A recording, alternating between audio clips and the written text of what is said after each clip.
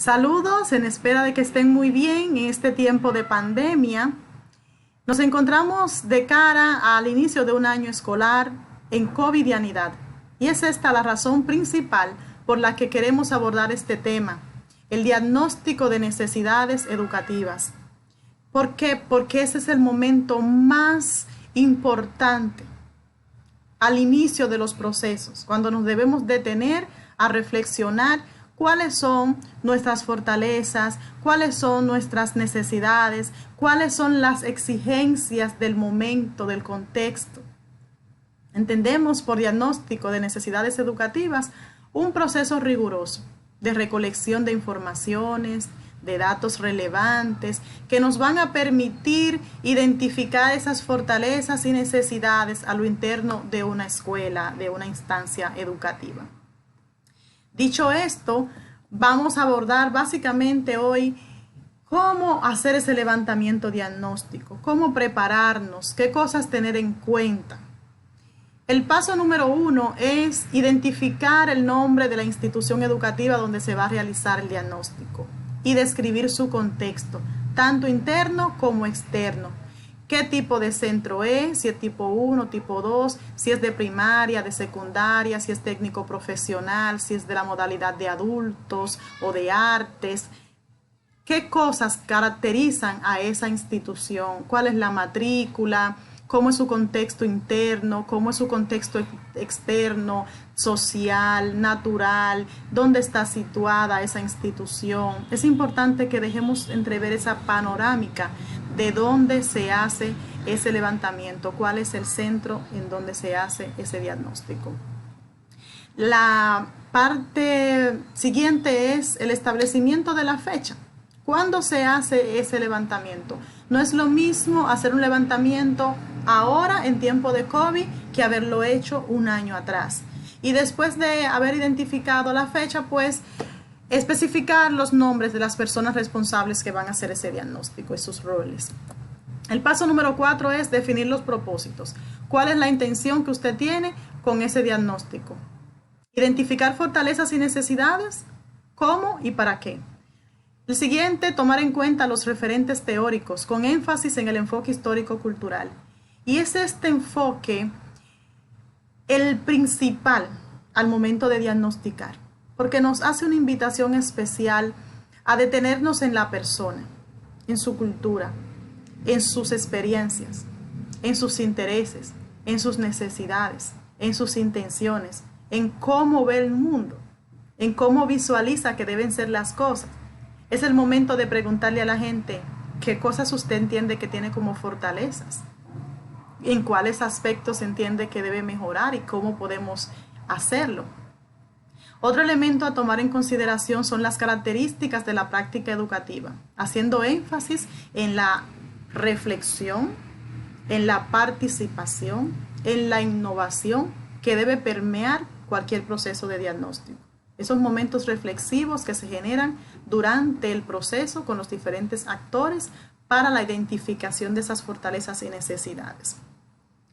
Tomar también en consideración las dimensiones valóricas de la práctica educativa con énfasis en esa dimensión institucional y personal.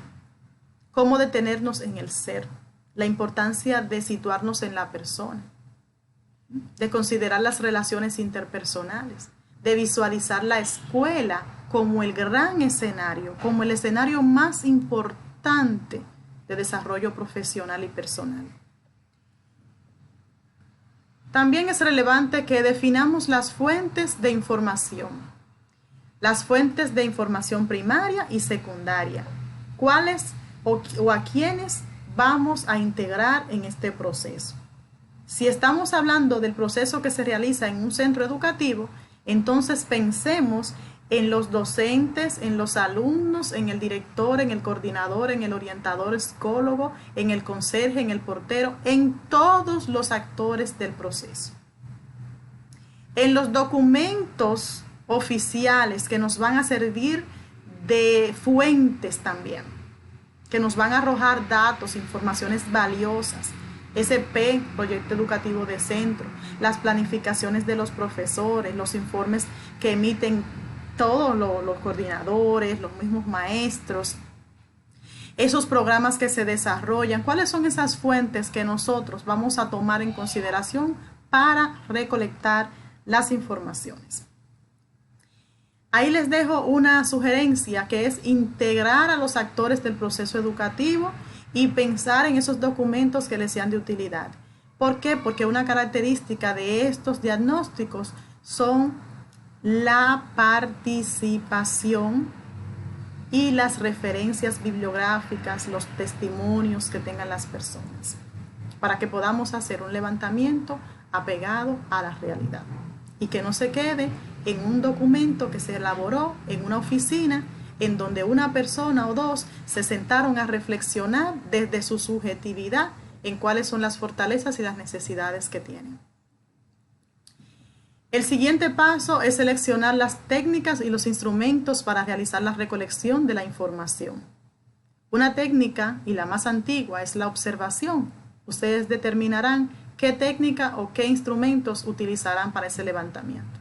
Obviamente, esa técnica e instrumento va muy de la mano con el tipo de información que desean recolectar y en qué ámbito la van a recolectar. Si lo van a trabajar en el ámbito pedagógico, pues tendrán que gestionar, crear una batería de instrumentos que le permitan hacer ese levantamiento desde todos los indicadores, desde todas las prácticas que configuran ese ámbito pedagógico. Bien puede ser un cuestionario, bien puede ser que usen la observación como una guía, que sea una observación guiada. El hecho de elegir un instrumento u otro va muy de la mano de los intereses que ustedes tengan en la búsqueda. Pueden hacer inclusive un grupo focal, pueden hacer una entrevista, la forma en la que ustedes consideren que sea más adecuada para recolectar la información.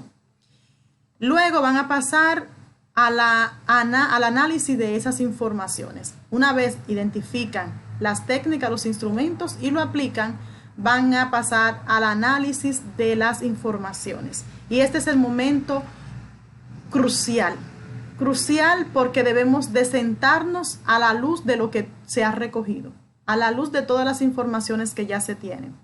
Entonces, analizamos con qué contamos, cuáles son las fortalezas de todo lo que en esa interacción con la gente pudimos recolectar y cuáles son las debilidades o las oportunidades que tenemos. En ese análisis vamos a priorizar qué cosas tienen mayor urgencia, que bien pueden ser abordadas este año o el año que viene. Entonces, en esa priorización nos situamos ante los tres ámbitos de la gestión educativa. Desde el ámbito institucional administrativo, si nos vamos a posicionar en el ámbito pedagógico curricular o en el ámbito social comunitario. A la luz de esos tres ámbitos empezamos a hacer esa priorización de necesidades luego de haberlas analizado. La organizamos en una matriz que se la voy a presentar a continuación, que nos va a permitir la sistematización, la presentación de una manera más clara y detallada de cada una de esas fortalezas y esas necesidades. Aquí tenemos una matriz sugerida, no tiene que ser esa es muy común y está en muchísimos documentos que orientan la elaboración de planes de mejora y planes de trabajo a lo interno de los centros educativos. Priorizamos en un primer momento los ámbitos que vamos a trabajar dentro de esa matriz, en este caso los que ya mencioné, y dentro de cada uno de esos ámbitos identificamos o creamos aspectos que vienen siendo como grandes dimensiones a lo interno de cada ámbito. Por ejemplo, en el ámbito pedagógico curricular, los aspectos o dimensiones que se están priorizando en esa matriz son, como ustedes pueden ver ahí, los indicadores de eficiencia interna por nivel, por ciclo, por grado, los resultados de aprendizaje de las áreas, las prácticas pedagógicas, la gestión de aula, el acompañamiento pedagógico. Entonces, en esos aspectos que bien pueden ser enriquecidos con otros tantos, vamos a identificar cuáles son las fortalezas y las oportunidades o debilidades que hay en cada uno de ellos. Si nos centramos en el ámbito pedagógico, en el aspecto número 1, literal A, que tiene que ver con los indicadores de eficiencia interna, es posible que dando la mirada sobre ese levantamiento que ya el centro ha hecho, podamos ver que haya un 98% de promoción y que esté en un 2% la repitencia. Entonces, podemos identificar cuál sería la debilidad. Bueno, ese mismo, que hay un 2% todavía de repitencia. Y la fortaleza, pues obviamente que tenemos un 98% de promoción. Pero igual va a ir buscando los demás elementos dentro de ese índice de eficiencia y categorizándolo en fortalezas y debilidades. De igual manera lo van a ir haciendo con todos los demás aspectos o dimensiones que consideren. Es importante que nos detengamos a ver de manera reflexiva cada uno de esos aspectos. ¿Qué cosas se encuentran a lo interno de esos aspectos? Si hablamos de el renglón acompañamiento pedagógico, es una invitación a escudriñar si se cuenta con un plan de acompañamiento. Entonces, a lo interno de ese plan de acompañamiento, ver si es funcional, si es contextualizado, cuáles estrategias de acompañamiento se han priorizado para la elaboración del mismo, si las coordinadoras tienen dominio de esa elaboración y si la escuela conoce ese plan de acompañamiento, si se desarrolló solamente a lo interno de un departamento, si está en ejecución. O sea, son cosas que nos debemos preguntar en cada aspecto. Si vamos a ver la práctica de los profesores, es posible que usted diga como fortaleza que el docente tiene conocimiento de los elementos del diseño curricular o de los elementos de una planificación. Entonces, a esa gestión de aula, a esa planificación de ese docente, agregarle otros componentes. Es, además de ver si ella lo domina, es si son operativos, si se implementan. ¿Cómo visualizamos eso? En informes, en observaciones directas, en diálogo con los maestros. En fin, es como ir adentrándonos dentro de cada uno de esos aspectos, ir desmenuzándolo, ir detallándolo, para que podamos hacer un levantamiento bien riguroso. Y de esa forma lo vamos a ir haciendo en todos los demás ámbitos de la gestión. Si nos centramos en el ámbito institucional, administrativo, fíjense que se priorizan como aspecto el diseño de los instrumentos de gestión.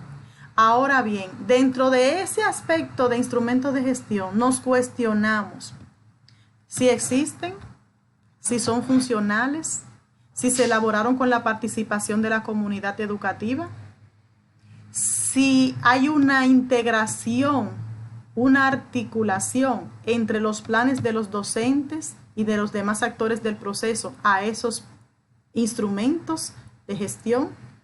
Y cada cosa que nos vamos cuestionando, entonces la vamos ubicando y categorizando en fortalezas y debilidades. De igual manera, el ámbito social comunitario. ¿Cómo está esa escuela-comunidad? ¿Qué tanto se ha fortalecido ese vínculo?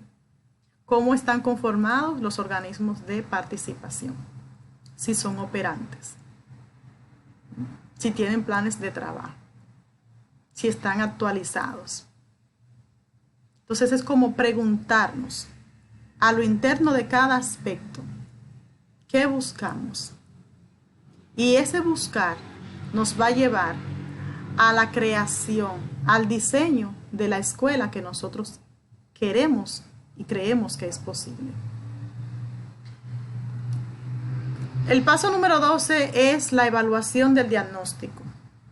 Es importante que todo proceso sea evaluado. Identifiquemos las fortalezas y las debilidades del mismo diagnóstico.